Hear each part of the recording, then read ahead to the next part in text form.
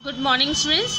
आज हम एक कॉम्प्रीहेंशन कर रहे हैं। ठीक है, कॉम्प्रीहेंशन किस तरह से किया जाता है क्लास 11 में, थोड़ा सा क्लास 10 से डिफरेंट है। इसमें जो एक क्वेश्चन के मार्क्स जो है 5 या 4 होते हैं, तो थोड़ा सा डिफरेंट है ये। इसमें जो क्वेश्चन भी देख लेंगे। मैं ये कॉम्प्रीहेंशन जो है कंप्लीट कोर्स जो बुक है उसमें से करा रही हूँ ISC का।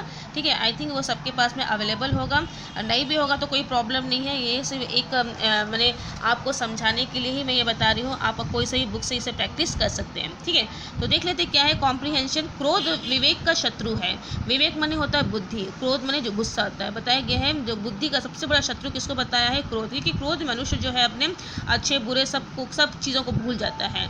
इससे सममोह पैदा होता है, मतलब किसी के प्रति जो मोह होता है हमारा वो पैदा होता है। यदि हम किसी चीज़ को पसंद करते हैं और यदि वो हमें ना मिले तो फिर क्या होता है कि हमारा जो क्रोध बढ़ जाता है, और क्रोध में जो है अनुचित कहते हैं, फिर अनुचित कदम भी उठाते हैं। ठीक है, और समूह में बुद्धि भ्रष्ट हो जाती है, क्योंकि उस समय हमारी बुद्धि भ्रष्ट हो जाती है। क्रोध के आवेग में व्यक्ति कर्तव्य का ज्ञान खो बैठता है। तो क्रोध जब आता है तो व्यक्ति ये भूल जाता है कि उसका कर्तव्य क्या है और उसे अपना कर्तव्य किस तरह से निभाना चाहिए, सब कुछ भूल जाता है क्रोध में। विवेक खो बैठता है, मैंने अपनी बुद्धि भी सोचने समझने की जो क्षमता होती है उसे भी वो खो देता है। क्रोध दूषित मनोविकार है। क्रोध क्या होता है, एक मनोविकार माने मन का जो विकार होता है, मन का जो गलत विचार है उसको बोला गया है मनोविकार। ठीक है, तो क्रोध क्या है, एक सबसे बड़ा दुर्गुण बताया गया है मनुष्य का। यह मनुष्य के रूप को विकृत कर देता है। ये क्या करता है, जब मनुष्य क्रोधित होता है तो मनुष्य का जो रूप होता है, उसका जो हाव भाव होता है वो उसे खराब कर देता है। विकृत मतलब खराब कर देना। शरीर को भयानक बना देता है। शब्दों को कुत्सित कर देता है। तो शरीर जो है क्रोध करने से क्या होता है, बताया जाता है ना, क्रोध करने से जो है शरीर भी खराब हो जाता है। ठीक है, और जो हमारे जो शब्द है वो उसकी जो मधुरता होती है वो भी ख़त्म हो जाती है। आँखों को विकराल बनाता है, और आँख बड़ी बड़ी कर लेते हैं हम, बहुत दिखने में भी फिर चेहरा भयानक लगने लगता है। चेहरे को आग के समान लाल कर देता है। यह मनुष्यता नहीं पशुता का चिन्ह है। तो क्रोध, जब व्यक्ति क्रोधित होता है तो वह पशु की तरह व्यवहार करने लगता है। ठीक है, वीरता की नहीं भीरुता का चिन्ह है। तो क्रोध में व्यक्ति जो है अपनी वीरता नहीं दिखाता बल्कि अपनी कायरता दिखाता है। वह दूसरों के साथ साथ स्वयं के लिए भी दुख का कारण बनता है।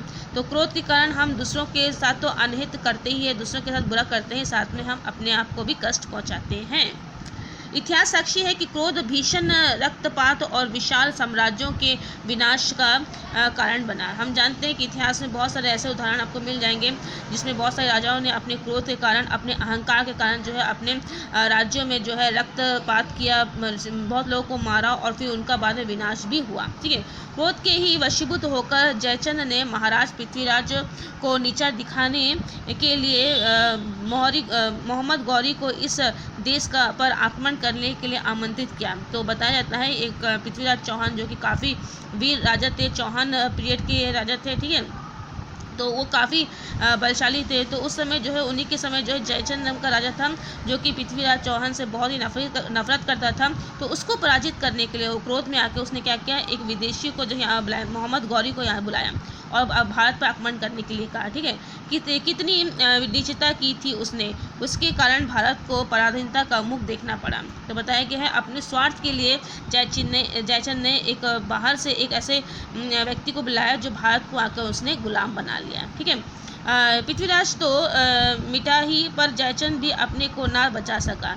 तो पृथ्वीराज चौहान तो है अपने राज्य की रक्षा करते हुए मिट गए, लेकिन जयचंद सोचा था कि पृथ्वीराज चौहान के बाद में मैं राज्य करूँगा, लेकिन वो उन लोगों ने, मोहम्मद गौरी ने उसे भी नहीं छोड़ा। ठीक है, गौरी ने यह कहते हुए कि जो अपनों को ना हो सका वह दूसरों का क्या होगा, गौरी ने कहा जयचंद को। ठीक है, कि जो तुम खुद अपना देश का नहीं हो सकता तो तुम मेरे साथ में क्या ईमानदारी निभाओगे। और ये बोलकर उसने जयचंद को ही मार दिया था मोहम्मद गौरी ने, और इस तरह से उसने भारत पर जो चौहान जो पीरियड था उस पर मैंने कब्जा किया, फिर धीरे धीरे भारत पर भी कब्जा किया। ठीक है, उसने भी टुकड़े टुकड़े कर दिए। कुछ हजार वर्ष और पीछे मुड़े तो हम पाएंगे कि भारत को सदा सदा के लिए जर्जित कर देने वाले महाभारत के युद्ध का कारण भी क्रोध ही था।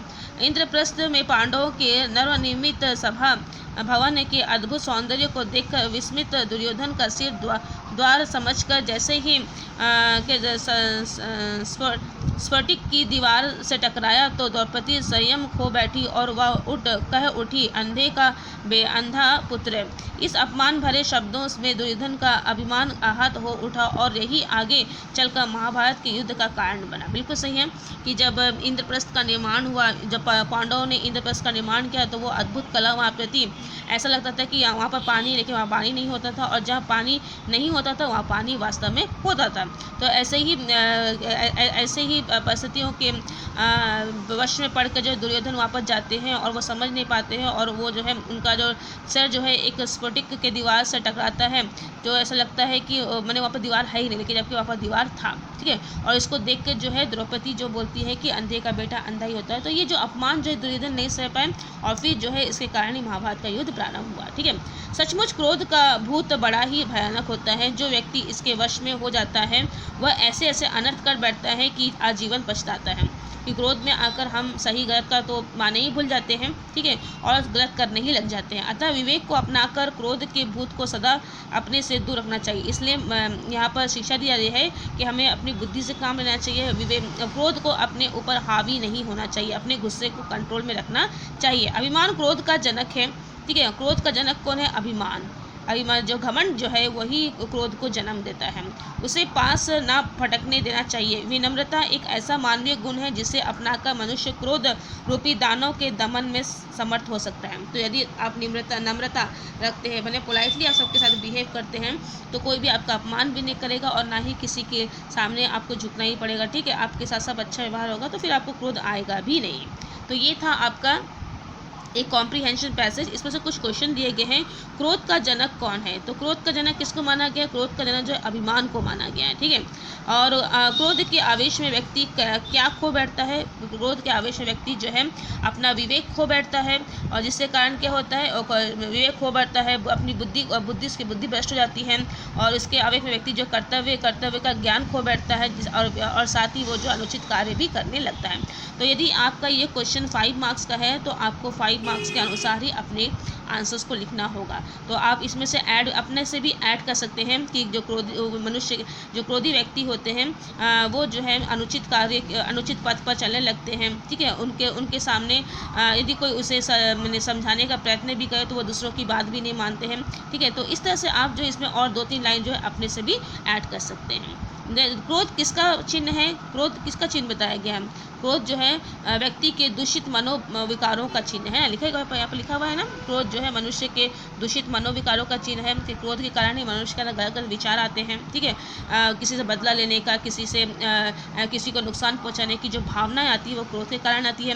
क्रोध के आवेश में मनुष्य का रूप कैसा हो जाता है? यहाँ पर जो लिखा है देखो कि क्रोध मनुष्य के रूप को विकृत कर देता है, शरीर को भयानक बना देता है, शब्दों को कुसंगित कर देता है, आँखों को विकराल कर देता है, चेहरे का आग के समान लाल कर देता है। यह मनुष्यता की पशुता का चिन्ह है। तो ये जो आपका यहाँ पर आंसर होगा। ठीक है, कोई एक उदाहरण देते हुए सिद्ध कीजिए क्रोध दूसरों के साथ अपने लिए भी दुखकारी होता है। ये जो जयचंद का उदाहरण है ये आप यहाँ पर लिख सकते हैं कि जयचंद ने तो सोचा था कि वो मोहम्मद गौरी के द्वारा पृथ्वीराज चौहान को पराजित करेगा, लेकिन उसे भी उसके काम मारना पड़ा। ठीक है, अभिमान और विनम्रता से आप क्या अच्छा समझते हैं? अभिमान और विनम्रता में विनम्रता सबसे अच्छी कि विनम्रता जो है मनुष्य के विवेक को बनाए रखता है, मनुष्य की बुद्धि को बनाए रखता है। मनुष्य जो है सबके साथ में मधुरतापूर्वक व्यवहार करता है। ठीक है, और मनुष्य जो है अपने आसपास जो है मित्रों को उत्पन्न करता है, उसका कोई शत्रु नहीं होता है, और वो सबके बीच में प्यारा भी बन जाता है। तो ये जो 4 क्वेश्चन है यहाँ पर हमने किया है, उसके आंसर्स भी आपको इस बुक में मिल जाएंगे, ऐसी कोई बात नहीं है।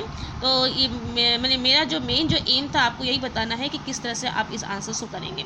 यदि आपका इसमें 5 मार्क का है, देखिए 4 क्वेश्चन दिया मतलब 5-5 मार्क्स के हैं, क्योंकि आपका कॉम्प्रीहेंशन जो 20 मार्क्स का होता है। ठीक है, तो इस तरह से आप जो है जो आपका जो मार्क्स है उसके अनुसार ही अपने कॉम्प्रीहेंशन को विस्तार देंगे। ठीक है, आपको क्लू जो है हमेशा यहाँ से मिल जाएगा, लेकिन थोड़ा 1-2 लाइन जो है आपको खुद से भी लिखना होगा। आई होप कि आपको समझ में आया होगा मैं क्या बताना चाह रही थी।